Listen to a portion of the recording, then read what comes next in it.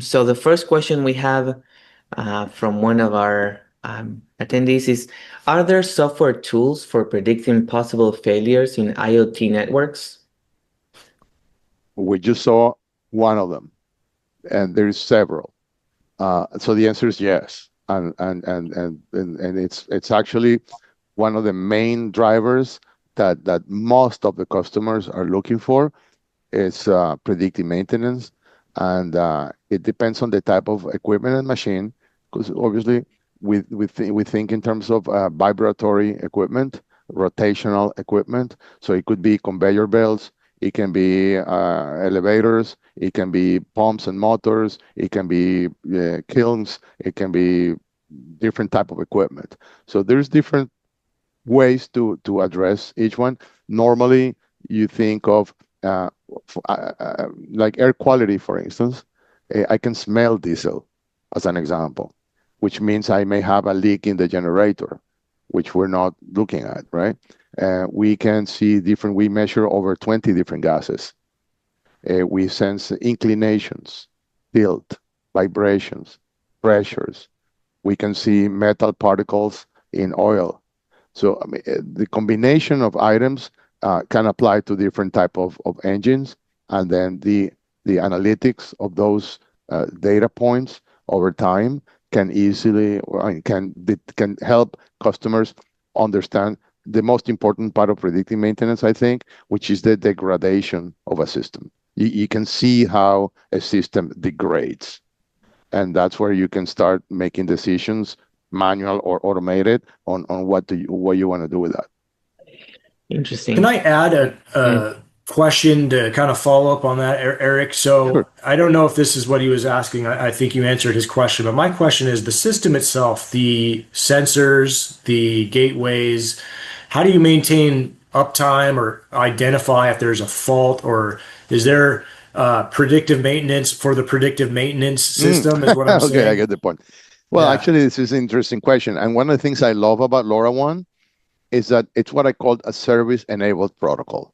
It's not just a communication tool to have gateways and sensors transmit, which we do over like 900 megahertz. It's frequency hopping to start with, but our platform in the second floor that I mentioned before, it's monitoring every single packet in real time, and it's negotiating between sensors and gateways 24 by 7, based on distance, based on noise, based on quality, based on signals.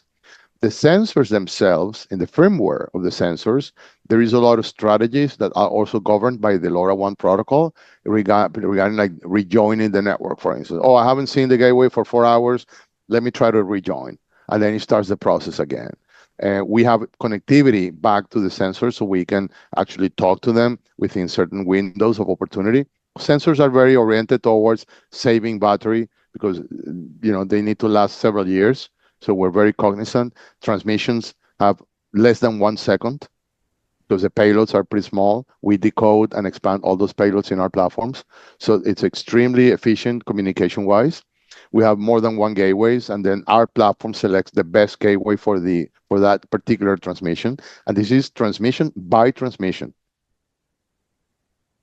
And then we have AI tools on our end, which are monitoring the count of packets, if they're missing packets, if the signals are degrading over time, a whole bunch of things that we have already identified as the usual culprits of problems, starting with the fact that maybe somebody disconnected the gateway, which happens too, right?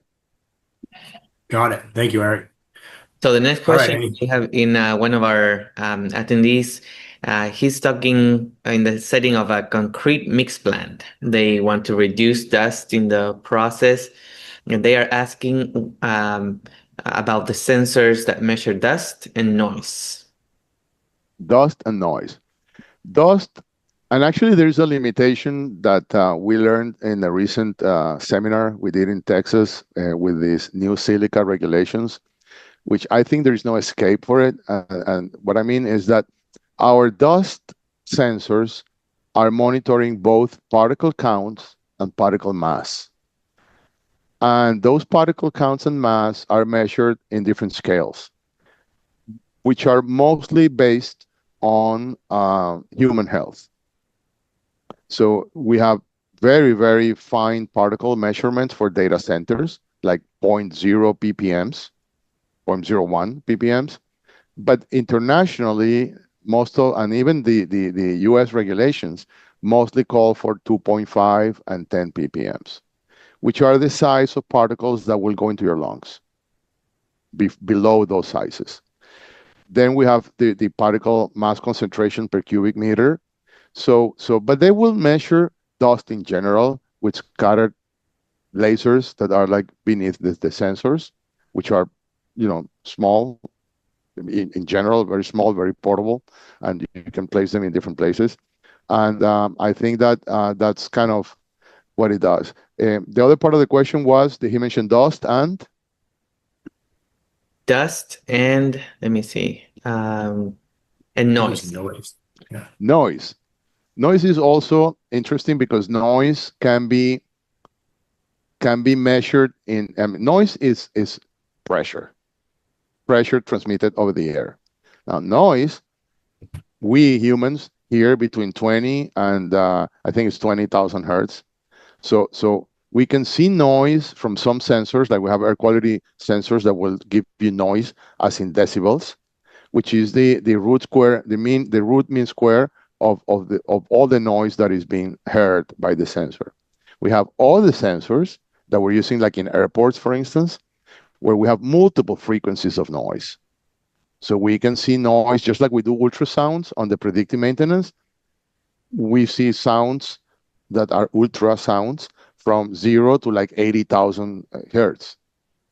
So we can easily see the signatures of the equipment. So there is sound on the audible side of things because of regulations regarding the sound that workers should not be exposed to for more than X amount of time. And then there is sound, as in ultrasound, which is what you want on the conveyor belts and the motors running your conveyor belts and the concrete plant to do predictive maintenance on those motors. So sound and sound, right? I hope that answered the question. Yeah, absolutely. I'm going to chip in something too. Being at a cement plant, a dusty cement plant is an environment that I'm very familiar with. This is dust collection site, right? So I would Yeah, say it might be worth having someone like us come out and look at your dust collection systems overall to figure out if your systems are sized appropriately, the hood design and capture velocities are all good, cover the basics, kind of the dust collection 101. And then the IoT, the sensors, the monitoring will help, once you cover those bases, then you will benefit, I think, a lot more from the sensing, predictive maintenance, all that stuff. Once you've eliminated the big issue, whatever's causing the dust all over your site, it might just be that your dust collector is not being maintained properly or your fan exactly. is undersized, something like that. So Or the the filters basic are stuff, broken, but you're not yeah, monitoring that. right. That makes sense. The next question is, do these type of sensors work in extreme industrial conditions, especially with heat and dust? 100% yes. They're protected electronics, IP67, which means they're impervious to water, air, pollution, etc. We have sensors in the steel industry doing 400 and 500 degrees Celsius and Fahrenheit. Yes, the answer is absolutely yes. Awesome. Yep. All right. I think that's it. If you don't have anything else to add, Matt, I don't. I just want to one more time say thank you to Eric and to Marlena and you as well, Andy, for spearheading and setting this up.